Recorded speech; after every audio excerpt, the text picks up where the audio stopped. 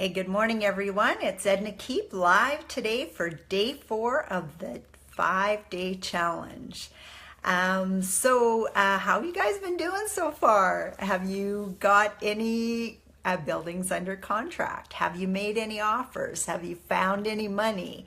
Those are the questions I'm asking. So make sure you comment and put it in the comment section. Let us know how you're doing, and let us know too if you're having some struggles, because we can help you if you've got some struggles. That's part of our job. We're looking out for you, trying to get you something that you've never done before. So keep showing up, and that'll happen for you.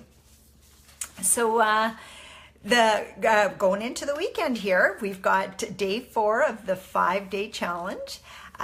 Day 1, we had some good response. A lot of people were letting us know that they were involved, and they were looking. They're checking out properties on the different sites to try to find. We had some people that were finding properties, and the big question was always, well, how do I find the money? So yesterday we talked about how to find the money and different ways that you can access money for your deals. Now, it's not always easy. Sometimes you luck out and you get an investor the first or second time you talk to people. Sometimes you talk to people for 10 times before you ever get an official investor. But you know what? Every time you get better and better, right? I've got students that have been with me for a while, and I mean, they're just nailing it. It takes a while. A lot of it is a mindset thing. So if you find yourself struggling with even approaching investors, I want you to think about first that could be your own mindset block. Would you invest with you? Well, maybe if you wouldn't invest with you, maybe you can't attract any other investors. So what can I do to get better, to build myself up, to be confident enough to be able to ask for investment money? You know, sometimes you have to work on yourself first before you can start reaching your goals. You know, life is all about getting to be a better you. It's not, and unless we can get to be better personally, a lot of times your business goals just aren't going to be hit. So, you know, pay attention to that. It really makes sense once you start thinking about it. If you find yourself saying, and I am going to repeat this again and again, but if you find yourself saying, this doesn't work, I can't, and those kind of stopping things, start thinking, well, how can I? How do other people do it? Because you know what? Other people are doing it all the time. Other people are finding buildings to invest in. Other people are finding investors to invest with them. And you can be that person. You just have to build up your confidence, build up your experience, build up your skills. One of the things that I get my students to do in the 90-day to 5K program is analyze 100 buildings. Do you think that once you've analyzed 100 buildings, you'll actually know what you're talking about? Absolutely. So if you've never analyzed a building, of course it's going to be difficult to share what you know with a potential investor. You don't need to know absolutely everything, like I said, but as you get to be a better person and you learn more and more stuff, you'll find it easier and easier to talk to other people about what you're doing. And one of the things, is what we're going to talk about today. So we'll say, like, okay, so now you've probably got a property analyzed, because that was one of your homework sessions. So if you got your homework done and you've analyzed a property, you have an idea of what you're thinking. Like, that spreadsheet works really, really good. You basically put in even the asking price, and a lot of the other stuff is filled in for you. You should be able to get the other stuff from any pro forma that people put out. When they put a building that's up for sale, most of the time you're going to get that information in there. So now, today, after learning how to analyze a building and working a little bit on your mindset and your vision, I want you to get ready to approach an investor. So what a few things that I just want to point out, because I know I've got some brand new people on here by the questions that I've been getting. Real estate has created more millionaires than any other business out there. One of the biggest reasons is leverage, because the bank will give you 75 to 85% of the loan on the building. So you're just needing to come up with 10 to 25% usually to finish it off and get that building so that you own it and start making money on it. And you know, even the people that don't make their money in real estate investing, they have ties to real estate. Everybody owns their own home. And if not, they're renting, so they're good tenants from you. Everybody needs a place to live. There's very few people that lives in tents and in forests nowadays, you know? And if anybody does, believe me, they want to be in our shoes and all have houses. So the investment part is wide open. Residential real estate, I feel, is one of the safest ways to be. I've had a few people reach out to me and talk about fix and flip properties, and that they want to do a fix and flip. And I know a lot of it comes from watching TV. They make it look so easy. But you know what? I'm not your guru if you're doing fix and flips. We haven't done one. We accidentally did a fix and flip. We meant to, what we did is we bought a house, put a basement suite into it, and we fully intended to keep it ourselves. And just at the last minute, a good client of mine was approaching me for, he wanted to find a place for his daughter to rent, and I knew what kind of money he made. And I said, why don't you just buy a house and get your daughter to get roommates and get the house paid off for it while she's going to school? And so as it turned out, his daughter was going to school very quickly in late August or September of that year. And he didn't have time to shop for a property or anything. So we actually let him buy that house from us. We actually now own it as a 50% joint venture because his daughter's out of school now, and he wanted somebody who'd look after it for him. He didn't want to look after it himself. So we ended up coming back in on that deal as a joint venture partner anyway. So things have a way of working out. But that was accidental. We did not mean to flip that property, and we did eventually get it back because we wanted to keep it. Real estate is fabulous in so many different ways. You can get 5, 6, 7, 8 ways to get money from the same building. So know that. Real estate also doesn't fluctuate like the stock market. Yeah, we have some ups and downs, but it's not as wildly as the stock market. So just know that.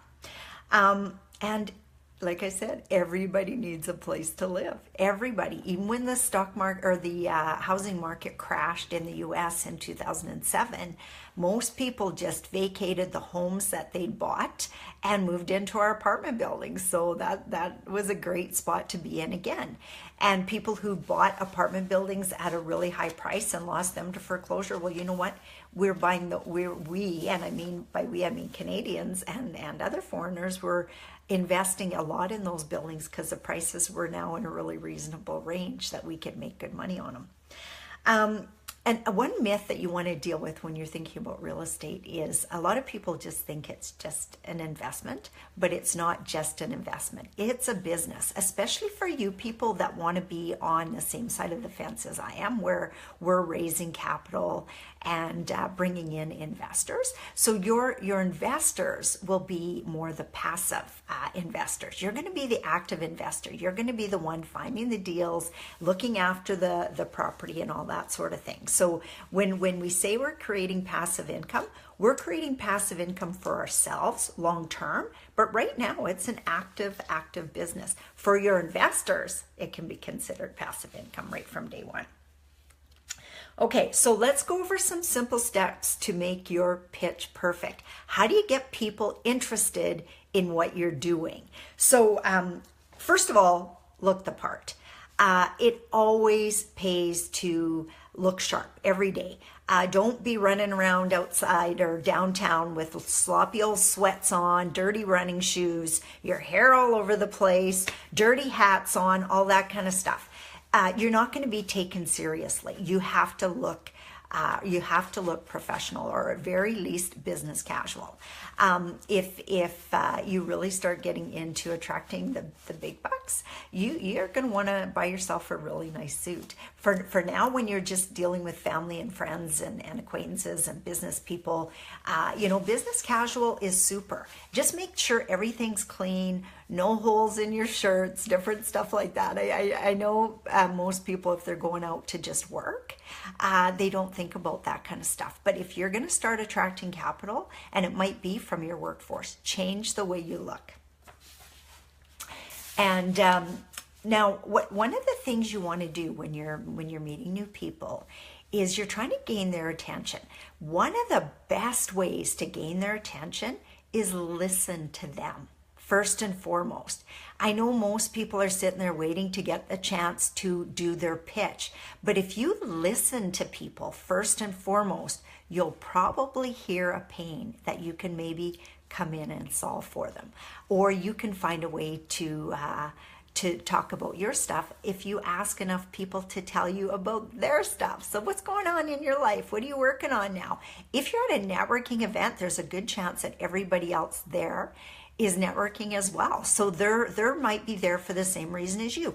Give them a chance to talk. 90% of people, not all, but 90% of people, after you ask them a series of questions, will feel obligated to say, and what is your business, or what are you doing? So this is a great way to start things off. And like I said, you want to create curiosity. You don't want to jump right in and start telling them your whole long story. You want something short and sweet. One of the things that I say is I help people invest in real estate to create a passive income. That is short, sweet, and it works every time. Most people will say, oh, how do you do that?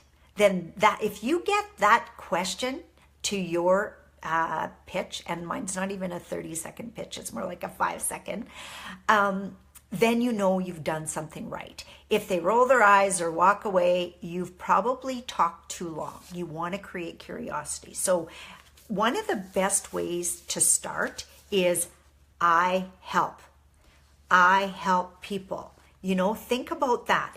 And if you're looking at a fix and flip type thing, you might say, I help people create lump sum cash flows from fixing and flipping property, something like that. I don't know. Like I said, I'm not a fix and flip specialist. You can still raise capital for your fix and flip deals. Just don't ask me all the nuances of what happens with a fix and flip, because I'm not the person that's going to teach you that. Also not a big believer. I think that's a high risk activity. I would much rather put my money into long-term investments and do well long term. Anyway, make sure your pitch is short and to the point.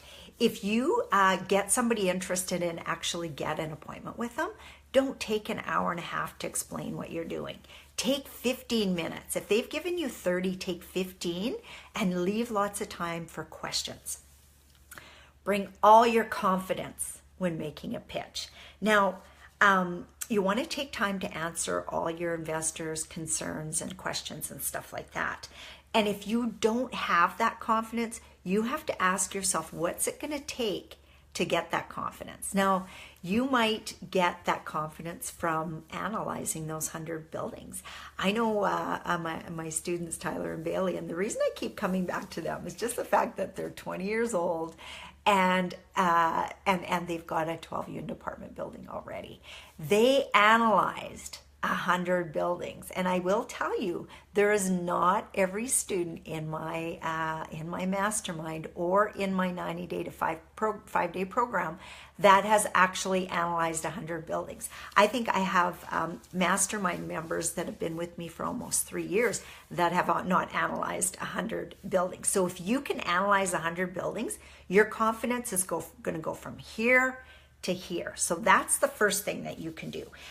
If you have a confidence and you go in and you say to somebody, this is something that if I had the money, I'd absolutely be putting my money into it.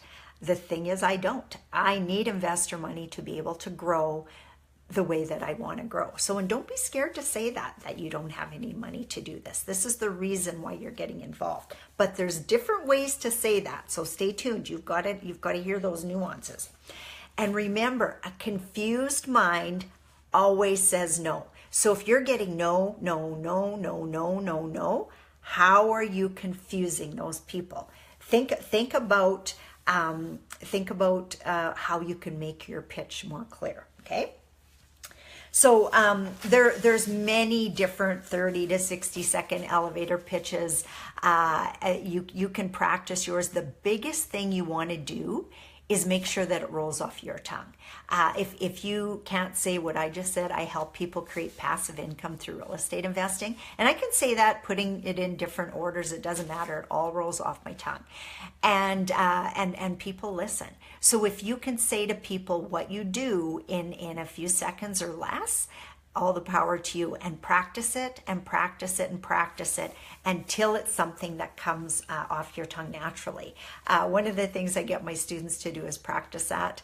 And I've had people, I call it your 30-second TV commercial. And some people think, well, they want to, do what's on TV. So they give them this big, 30-second commercial. But that's not what I'm looking for. I'm looking for something that engages the person and says, how do you do that? That's what we're looking for.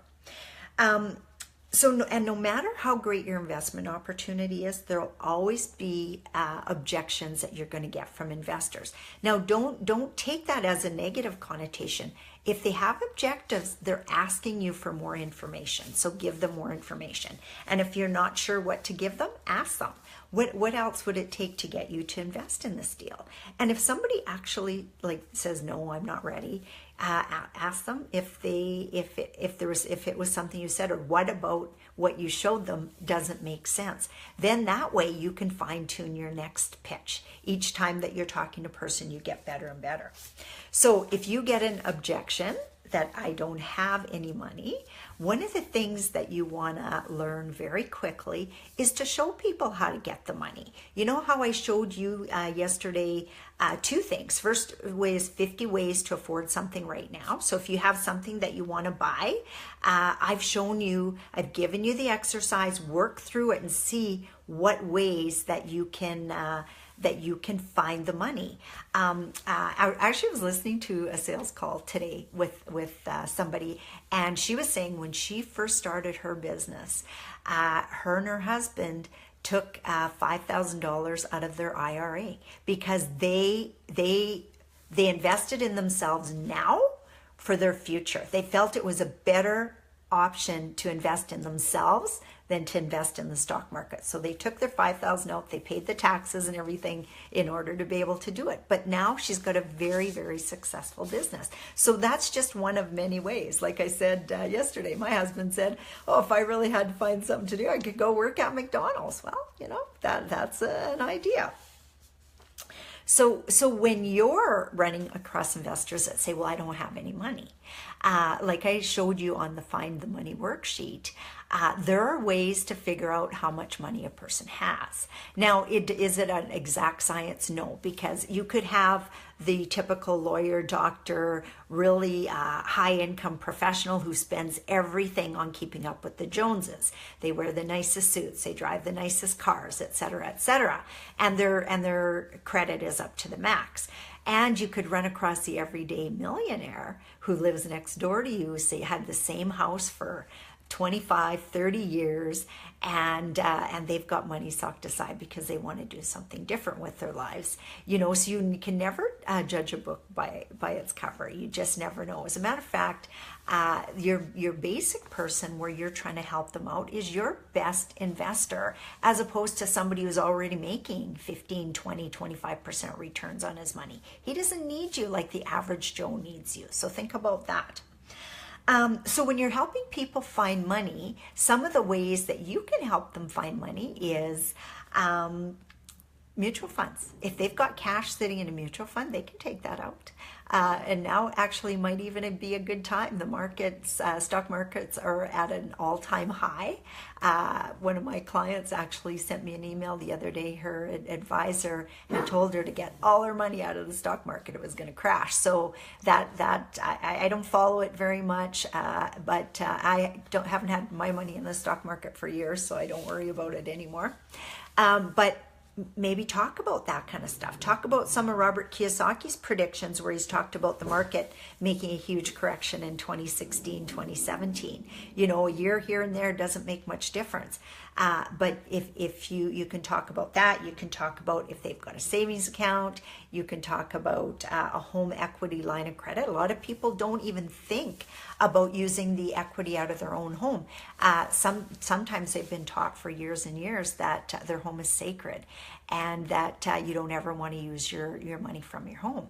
But I call equity in your home debt equity. You could actually have that money working for you.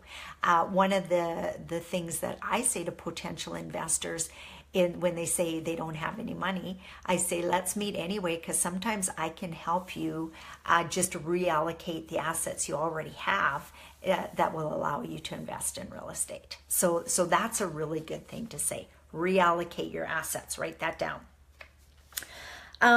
So what you need, if someone says now's not a good time, this could be a sign that they aren't interested, possibly, but it is more likely that they just need more explanation. And you don't want to make them sit there for 2-3 hours, but ask them if you can connect with them on Facebook, because you put out education all the time, and start doing some videos of what you're learning, even what you're learning from me. I don't care. If you learn something from me today, go share it with somebody. That's a good way to start.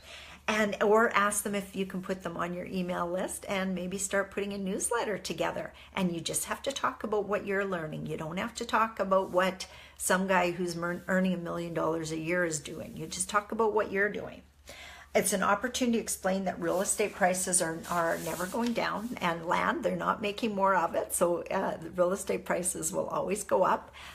It's history is like 3%, 2-3% a year.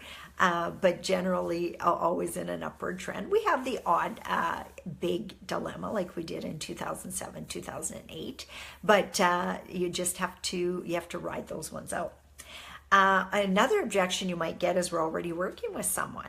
And that's interesting, because that's a good sign. That might mean that they already understand real estate. So then it might get more about what kind of deals that they're looking for. And maybe you could offer them deals that you're coming across. You know, that's a good way to think of it. Remember to provide transparency at all times. If you have to change your language from a friend to an investor, from a parent to an investor, then there's some disconnect there. So you just have to think about, what would I want to hear if I was listening to something like this? And remember, I know a lot of people think, if I just tell people that they're going to earn a really high rate of return, that's going to work. It doesn't. High rates of returns a lot of times just scare people. If your money partner is new to real estate, you must let them know that this is not a get-rich-quick scheme. Let them know that it could be 5 to 7 years before they get their principal back. And there's the odd time it's going to even take longer. And then always talk about that worst-case scenario I told you. What if we bought a $4 million building today, put $1 million down on it, and in 20 years it was still only worth $4 million? Would that be a bad investment? Well, it could be, but in the meantime, your tenants paid your building off, and now you've got $3 million to add to your $1 million. So you still got a really good rate of return. Thomas Edison says genius is 1% inspiration and 99% perspiration. So if you're hearing something here that you like, write it down and then do something with it. Don't just spin your wheels and say, oh, geez, I learned something new today. Go do something with it. One of the first things you can do is share what you learned with someone else. That gets you into a giving mode. And you know what? Givers get. They always get. So I hope you like that. In order to achieve a successful partnership, honesty, integrity, and communication within a joint venture are necessary. So know that when you bring on a joint venture partner, that you have to communicate with them. And at the beginning, a lot more often than later on. But if you over deliver at the beginning, then they're going to feel much more comfortable, and then they'll probably invest with you again. Show up in the six-figure JV Secrets group. Share what you're doing in there. There's so many people in there willing to help out, including myself. I get on there and just share. We want to see what you're doing. We want to get your questions answered, that sort of thing. And you know what? Trust in the process. You can get there. Maybe not overnight, but you'll get there. Nobody is a success overnight. You know, we started buying in 2007. And like I said, we made a 5-year goal of 50 doors because we wanted to have $5,000 a month in passive income. And we did it in 18 months. We didn't think we could do it in 18 months. We thought 50 doors in 5 years was really pushing it. That was a really aggressive goal. Well, you know what? 50 doors in 18 months, when we seen that happen, we knew we could do more. So that could happen to you. You could, and you know, we only did 2 properties in the first year. Then we did another 2 more in the second year. So always be looking for, you know, a lot of people think, oh God, I'm going to be making $1 million in 1 year. Well, no, there's a very good chance that your goal that you make this year is really out of your reach. But if you make that as a 5-year goal, you might just hit it sooner. So think about it that way. So one of the things I'm going to focus on today is showing you how to start getting a yes from your investor. So one of the things you want to do, and this is with anything, if you go into a retail store, they're looking for a yes from you in some sort of way. They're trying to connect with you. They're trying to get a yes. It's pretty windy out there today. Yes, it is. Are you looking for something for yourself? Yes, I am. You know, anything like that. You want to start getting yeses right away. So do your homework. The first step to getting a yes is by knowing exactly what you're offering and how the other person in the deal will benefit. You want to make sure and share that with them. Investors aren't as concerned with what you need as much as what they're going to get out of it. You know, WIIFM. What's in it for me? That's what you want to share with people. And if you can get out of your own way, you can get that one step closer to yes. So just pay attention to that. Try not to waste your time or the time of others by approaching somebody you already know first of all, somebody you don't like, you don't respect, you don't trust, you don't like. Stay away from them all the way together. You want to deal with people you know, like, and trust yourself. Nurture your prospects. Take good care of them. Stay in touch with them. Educate them. It might take somebody 3 years before they invest with you, but they might be the best investor you've ever got. So be really careful of that. And you know, be suspicious of your own mind blocks too. If you say, I'll never find an investor. You know what? Nobody has any money. Lots of people have money. So think about, you're giving yourself limitations right here, right away. If you think, well, I'd never put $100,000 into an apartment building, automatically it's going to be difficult for you to sell somebody else to put into something that you wouldn't do. If you wouldn't sell your old beater of a car to buy this apartment building, then it might be tough for you to get somebody to pull $100,000 out of their home equity line of credit. But the day you know that, you know what, I would pull money out of my RSP if I had 100,000 in there. You know what, I've only got 25 in there. I'm going to do whatever I can to get this building. When you get that convinced, then that's when you can start convincing others. So know that too. You're your own worst enemy. Convince yourself first. Sometimes there's some mindset stuff you have to go through. Now, what else do I got here? First things first, try to get yourself in the habit of asking questions during the conversation that you know will end in a yes. And like I said, with the retail store, what do they ask you? Oh, it's windy outside. And usually we all reach up to our hair. Oh, do I look crazy? Repetition influences your own mindset too. And when people are talking, and you're talking, if you can nod, that's a yes. When you're asking people to buy something and you nod, you're influencing them to say yes, So pay attention to that. So here's a mistake that many new people make when they're first starting. They might say something like, "Hey Joe, I'm getting into an apartment building and investing, and I'm looking for investors. The minimum is 100,000, 25,000, whatever your minimum is, and you can get 10 to 15% return on your money. Are you interested?" Well, that's probably too direct and it's going to lead to a no. First of all, they don't know enough to give you a yes. And the person you're talking to may not know you in the context of real estate. So realize that. And they're simply not warmed up to the idea of even looking at real estate as an investing. So you may want to ask them more indirect questions. You have to expand. You have to approach each person uniquely based on your relationship with that person.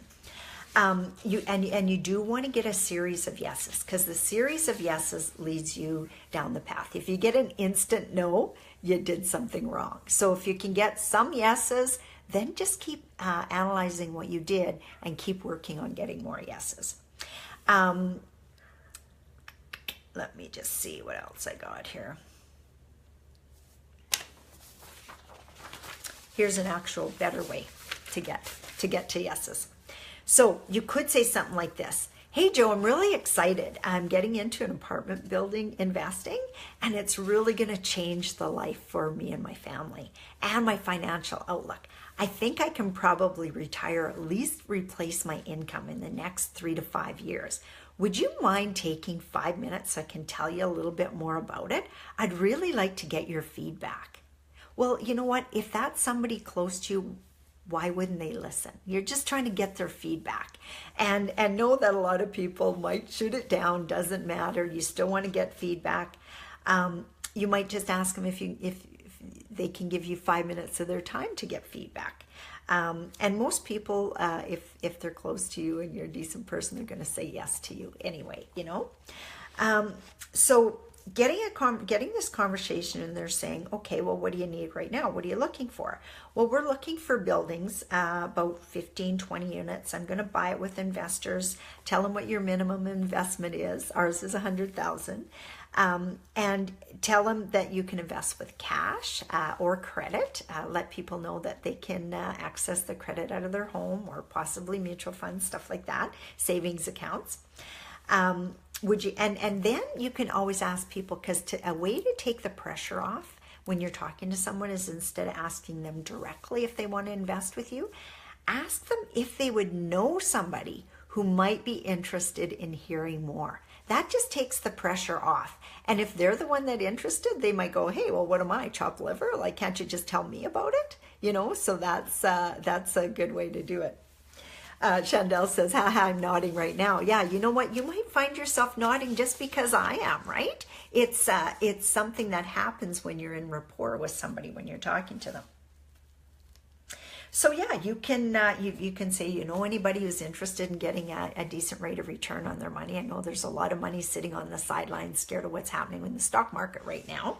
And you know what? All I'm asking is for a 5-minute call. I just want to get their feedback, see if they'd possibly be interested. I don't do anything high pressure, and I just want to find people who will listen to me. So those are some of the ways to get to yes. Nodding, getting yourself to move ahead, getting yourself to, ask the questions, because the questions are really going to get you to get people listening to you. Sorry, I'm just trying to check what time it is here. My computer shut off. Okay. And then if you do get some referrals, remember, Okay, it's 10:34, so I'm gonna finish up as quickly as I can. If you do get referrals from somebody, make sure you get back to them and let them know what happened to the referral. You know, because people like to know that somebody that they referred to you is interested. And then who knows, maybe if they referred you to somebody, then maybe it's somebody they respect, then they'll say, oh, they're going to invest with you. Well, maybe I should look a little closer at it, stuff like that. So those are just some of the ways that you can learn. And then, you know what, track what's working for you and what isn't working for you. Go back after you've had a call or a networking event and see what worked for you, what didn't work. And you know what? The biggest thing you can do is show up. Keep going, keep getting better, and things will start happening for you.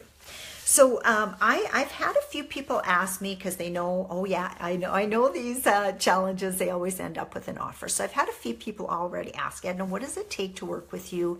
And what do I have to do? Because definitely I'm interested in doing something more. I want my life to change. I'm sick and tired of living the same life over and over and over again. Groundhog Day, right? This year is the same as last year. And I keep thinking I'm going to do something and I'm not doing anything. So I want to do something different. So what my offer is I have a 90-day to 5K plan program that runs for 12 weeks.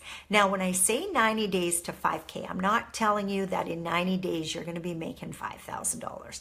What I'm telling you is that at the end of that 90 days, you will know exactly what you need to do to be making $5,000 a month in passive income in 3 to 5 years. And a lot of people, again, it's your mental blocks. If it automatically springs up and go, scam, I can't do that, nobody can do that. You know what? We've done it. Check anybody we know. We did it in 18 months. If we can do it in 18 months, and I tell you, I'm not a brain surgeon, we just did what we were told. We followed the system. We did what we were told. There were a ton of people that took the same classes we did, and I think to this day they don't own anything. So tell me, whose fault is that? I know it's not my fault. So, and it's not the teacher's fault. The time for you to invest in yourself is when you are committed to make the change. You know, it's not up to somebody else to push, pull, and drag you across the finish line. You've got to commit. You've got to show up. You've got to do the homework. You've got to get better. And I have had a lot of success from people going through my 90-day to 5K program. It's $19.97 Canadian. That works out to about $1,450 US. It's a very, very good bargain. And if you buy by March 27th, I am throwing in a 12-week mindset course. Now, a lot of people, and I can tell from the comments that I'm getting from different people in here, they have real mindset issues. They have limiting beliefs that anything this good could happen to them. And I'm going to tell you right now, until you get past those blocks, you absolutely are not going anywhere. You might make 3 steps forward, but you're going to take 3 steps back. So there's a system that you can follow to get your mindset in the right place, and you can be working on your real estate stuff at the same time. So for a limited time, I'm offering that course. As of Monday, I'm going to be selling that course at $9.97 Canadian. I think that's about $700 US. But for a limited time, up until March 27th, you can get the 90-day to 5K program for $19.95 Canadian. And you get that mindset course included. Now, there is a payment plan. Chandel's going to be sending out emails so that you're going to be able to see what the payment plan is. You get even your first payment in by that date, you're going to get that mindset course. Now, I also offer a 30-day money-back guarantee. If you go through the 30 days and do your homework, because if you're just going to buy it and sit it on your shelf and think you're going to get your money back, no, I'm going to tell you right now, you're not. But if you do the homework and you're not getting the value out of it that I swear you'll get, then just ask me and I'll give you your money back. I've had one person only so far ask me for their money back. And the reason is she told me this on her first call. She said, I'm waiting to go in for an operation. and I'm just not sure when I have to go. And then I think it was about 9 days after she signed up, she had listened to one module. She got back to me and she said, I'm going in next week, so I'm not going to be available. Can I have my money back? So yes, she got her money back. So if there's a case like that's a no-brainer. You'll get it back. But otherwise, I want you committed to 30 days of doing the homework. That's 4 weeks of homework, or at least 3. And then you're going to learn something. I absolutely know it. So give that some thought. You're going to get some emails on this, so watch for your emails. And I'd love to have you on board. I know this program has made a ton of difference in people's lives. They're making offers. They're getting accepted offers. And tomorrow, I'm actually going to bring in my 2 youngest students just to show you. They're going to talk a bit about what they've done and how they got their start and where they are today and where they see themselves in 5 years, because it's pretty exciting what goes on in those young guys' head. I absolutely love their energy. And you know, like I said, they're the ones who analyzed over 100 buildings within their 12-week course. And I think now, they said to me, they're actually at 250. Do you think they know their stuff? You darn rights, they know their stuff. So we're going to talk about that tomorrow morning. So their names are Tyler and Bailey, and I will introduce you tomorrow when they're on. And then I believe Chandel is going to have me do something tomorrow night, because there's been a bunch of people that can't make the live calls because of the time. So we're going to try to do one in the evening just to kind of answer any questions that anybody might have.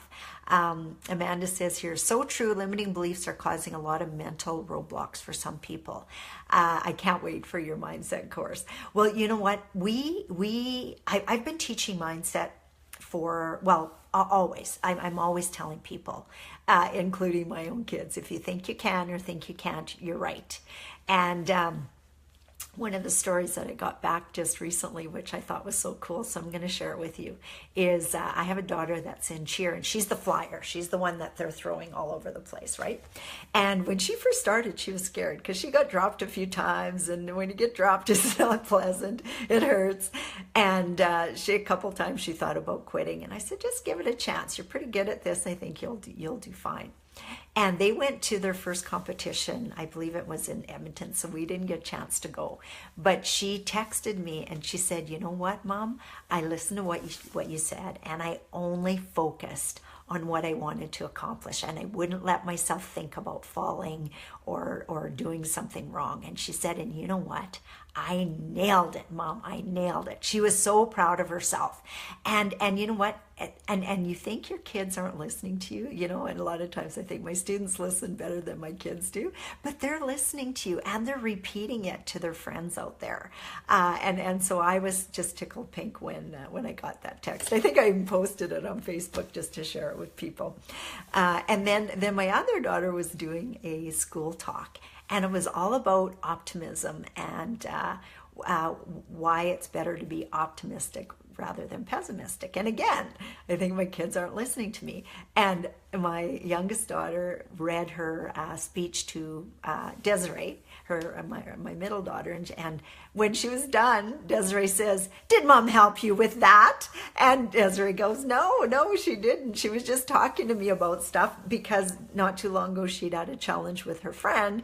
And I said, if you just focus on, how bad everything is. And she would do that. If she had a fight with her friend, she'd cry all night and she'd text back and forth, and why don't you like me? And what's wrong? And And I'd say, don't focus on that. It probably has nothing to do with you. Maybe their parents wouldn't let them come. Maybe their aunt and uncle came over at the last minute. Just don't focus on that.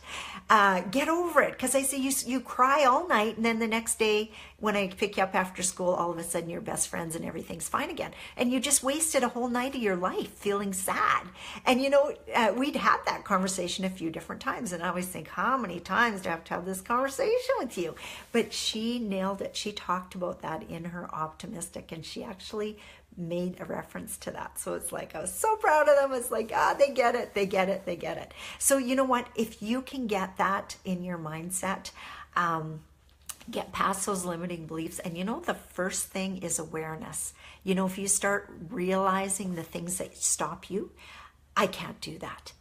Put that down and say, you know what, I just need to learn more. If these other people are doing this, why can't I do it? How can I do it? When that block that comes up and says, I can't afford that. If that was your first thought that came to your mind when I told you the price, I want you to do this. I want you to go back to that 50 ways to afford something right now and do that exercise. Because if you did that exercise, chances are you didn't get that block right away, right? So spend some time doing on that kind of stuff. Spend some time being aware how you think, because in most cases, it's your mindset that holds you back. And that is one of the reasons why I'm offering this course included in the 90 Day to 5K program, because I really want people to succeed. That's my goal. I want people to succeed. It feels so good to be in this position in our life. Like I told you, I was living in subsidized housing. I had subsidized daycare. I understand living paycheck to paycheck. I've been there. I've been poor, and I didn't like it. I didn't like it then. I do everything in my power never ever to go back there. And I want you to feel that. It feels amazing to not have financial worries. You know, it just does. And you know, a person still has certain financial worries, but I never have to worry about food on the table. I never have to worry about paycheck to paycheck. You know, that feels really good. So get to that place, but start thinking about what's happening up here. Okay, so I'm going to go. I think we're well past our time, and I will talk to you all tomorrow morning. Bring your questions, shoot me your questions, and let's talk. If you're not sure if this program is for you, if it's something that you can do with it, reach out to me and I'll set up a strategy call for you with one of my team members. I've got some stuff going on with my kids this weekend, and so I'm not 100% available. I might be available for some, but I have team members waiting to sit down and talk with you about some of your goals and just if something like this could work for you. So reach out and we'll get something happening for you. Okay, bye for now.